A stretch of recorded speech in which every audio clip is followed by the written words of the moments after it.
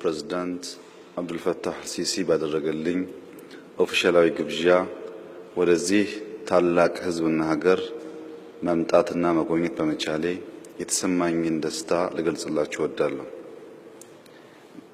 እዚህ በነበረኝ የአንድ ቀን ቆይታ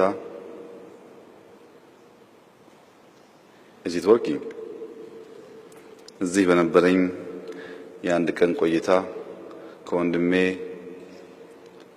ሲሲ ጋር በሁለትዮሽ ጉዳዮች እንዲሁም በአካባቢ ጉዳዮች ጠለቅ ያለ ጠቃሚ ውይይት አድርገናል።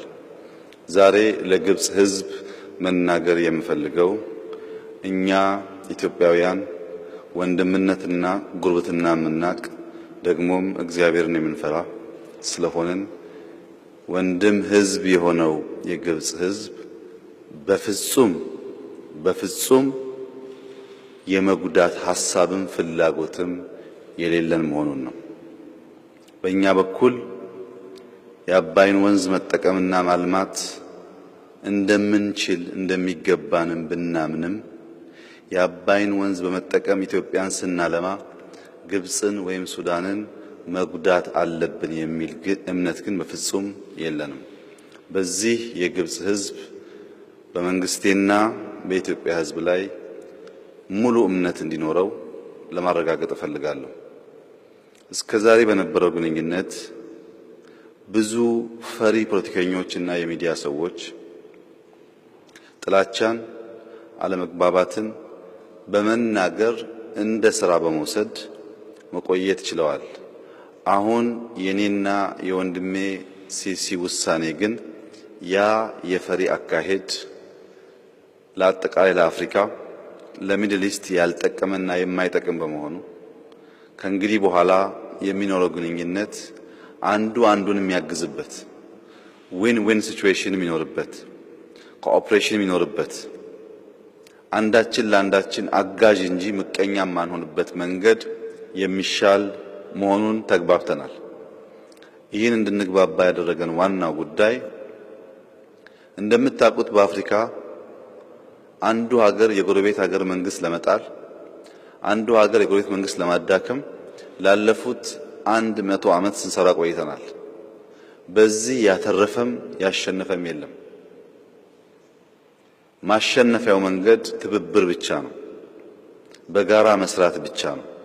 ህዝባችን እየተቸገረ ስራ አጥነት እየተስፋፋ ልማት ወደ ኋላ እየቀረ አንዳችንን ለማጥፋት የምንሰራው ስራና የምናጠፋው ጊዜ ሲደመር ኪሳራ በመሆኑ ካሁን በኋላ በጎረቤት አገሮች መካከል ሰላም ወርዶ የትናንትናውን ጸብ ጥላቻ ረስተን በፍቅር በልማት በሰላም አብረን መኖር ብቻ እንደሚያዋጣና እንዳደጉ ሀገሮች አካባቢያችንን ህዝባችንን እንደሚቀይር ተስማምተናል።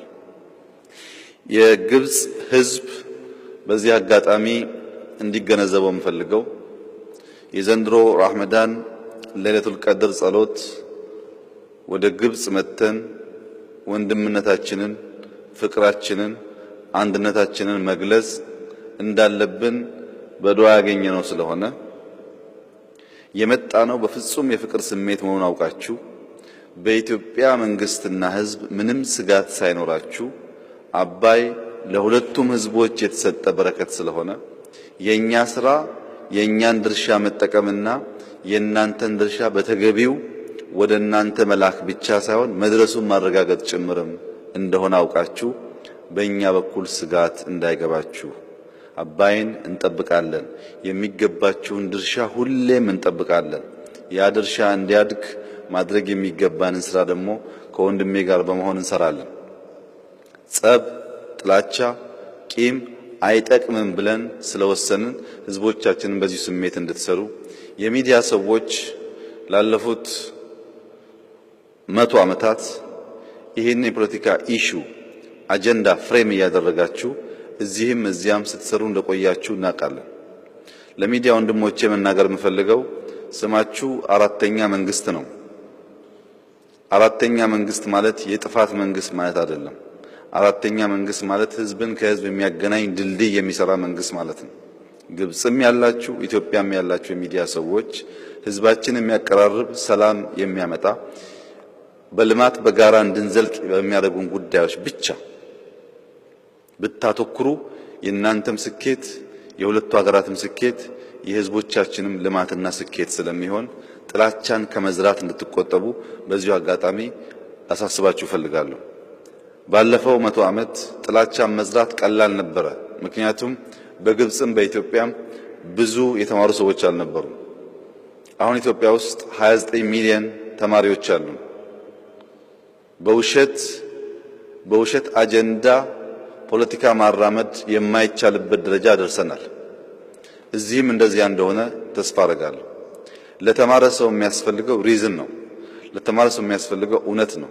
ለተማረ ሰው የሚያስፈልገው ኮኦፕሬሽን ነው።